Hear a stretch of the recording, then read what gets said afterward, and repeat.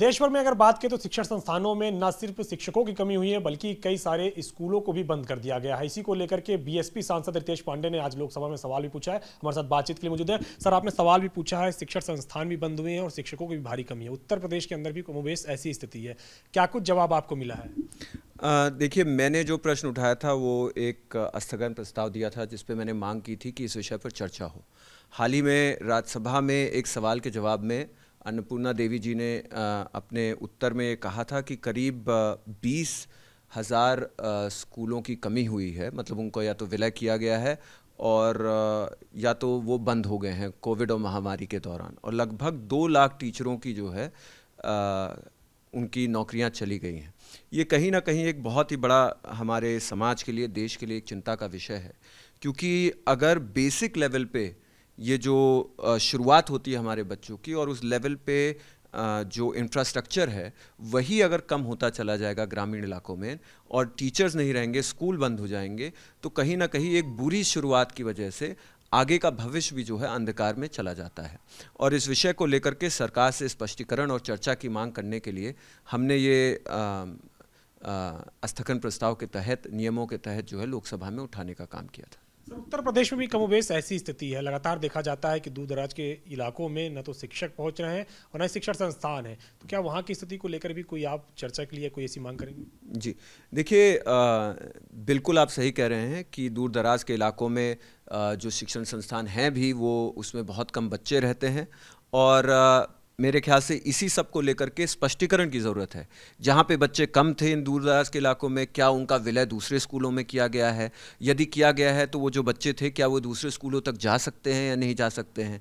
जिन टीचरों की जो टीचर थे उनकी जिनकी नौकरियाँ गई हैं उनकी क्या स्थिति है? जो प्राइवेट शिक्षण संस्थान थे उनके बंद होने के बाद उनके बच्चों का क्या हुआ? और उत्तर प्रदेश में ये सारी चीज़ें और गंभीर हो जाती हैं क्योंकि हम सबसे पॉपुलस स्टेट हैं पूरे के पूरे देश में, और हमारे यहाँ जहाँ बच्चों को के शिक्षा के स्तर को, एजुकेशन के स्तर को या लिटरेसी के स्तर को जब हम देखते हैं तो उसमें 5वीं क्लास का बच्चा भी जो है सिंपल मैथमेटिकल प्रॉब्लम्स नहीं कर पाता है। और ये कहीं ना कहीं हमारे पूरे प्रदेश को एक अच्छी स्थिति में नहीं दिखाने का काम करता है, और इसलिए इस पर जो है स्पष्टीकरण की ज़रूरत है और इसलिए इस पर एक बृहद चर्चा की ज़रूरत है ताकि सारी स्थितियां सामने आए और उसके ऊपर सुचारू रूप से नीतियां बन सके ताकि एजुकेशन को और एजुकेशन का स्तर और बेहतर किया जाए।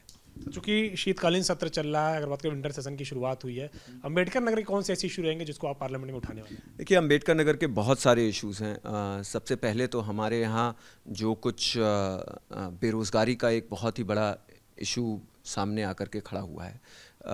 अंबेडकर नगर के लोगों को किस तरह से आगे ले जा करके और रोज़गार मिले, उनके लिए रोज़गार के लिए और अवसर मिले, उस पर सरकार से हमारे प्रश्न रहेंगे।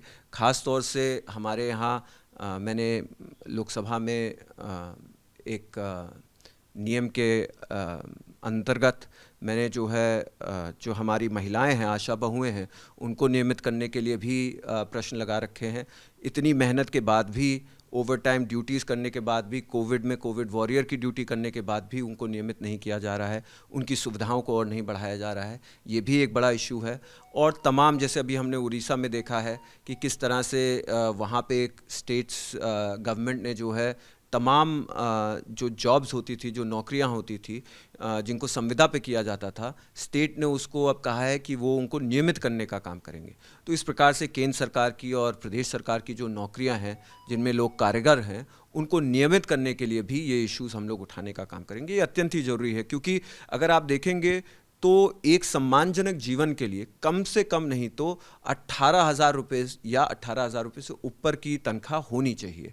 लेकिन अगर हम देखते हैं चाहे वो प्राइवेट सेक्टर हो और उसमें ये सब तनख्वाहें नहीं मिल पाती हैं, और इसलिए ज़्यादा से ज़्यादा जो नौकरियां संविदा पे चली जाती हैं वहाँ 8,000 9,000 मिलता है। 9,000 8,000 में कौन अपने बच्चों को शिक्षा, अच्छी चिकित्सा व्यवस्थाएं, अपने घर को अच्छा सुदृढ़ करवाना, ये कोई मिडिल क्लास फैमिली नहीं कर सकती है। तो ये बहुत ज़रूरी हो जाता है कि जो लोग सरकारी नौकरियों में हैं उनको जो है नियमित करने का काम किया जाए और उनको नियमित कर करके सम्मानजनक जो है ये तनख्वाहें दी जाएं ताकि वो अपने जीवन को और बेहतर कर सकें और देश की प्रगति में जो है अपनी पूरी भागीदारी निभाने का काम कर सकें। एक आखिरी सवाल है, यूपी में अभी बाई इलेक्शंस हुए हैं, उसके रिजल्ट्स को आप किस तरीके से देखते हैं? देखिए, विपक्ष के लिए ये मेरे ख्याल से अत्यंत ही पॉजिटिव नोट है और मैं मानता हूँ कि हालांकि एक लोकसभा का और 2 विधानसभा के चुनाव हुए हैं, लेकिन इसमें हमें ये देखने को मिला है कि कहीं ना कहीं जो महंगाई है, जो बेरोज़गारी है और जो उत्तर प्रदेश में आम तौर से असंतुष्टता है, उसको लेकर के लोगों ने अपना वोट दिया है और उसके रिजल्ट्स भी हमारे सामने हैं कि 3 में से 2 सीटें जो है विपक्ष के लोगों ने जीतने का काम किया है।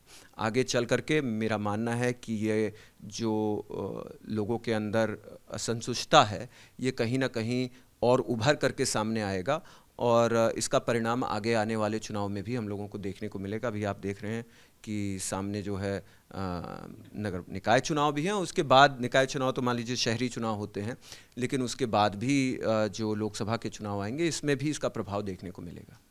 शुक्रिया हमसे बातचीत करने के लिए। ये हैं अम्बेडकर नगर से बसपा सांसद रितेश पांडे, जिनका कहना है कि जिस तरीके से शिक्षण संस्थान बंद हो रहे हैं वो गंभीर विषय है और इसी को लेकर के उन्होंने लोकसभा में स्थगन प्रस्ताव रखा था और चर्चा की मांग की थी। वहीं बाई इलेक्शंस के रिजल्ट पे कहा कि विपक्ष के लिए पॉजिटिव साइन है। कृष्ण सुनील पांडे के साथ अविनाश तिवारी, एबीपी गंगा, दिल्ली।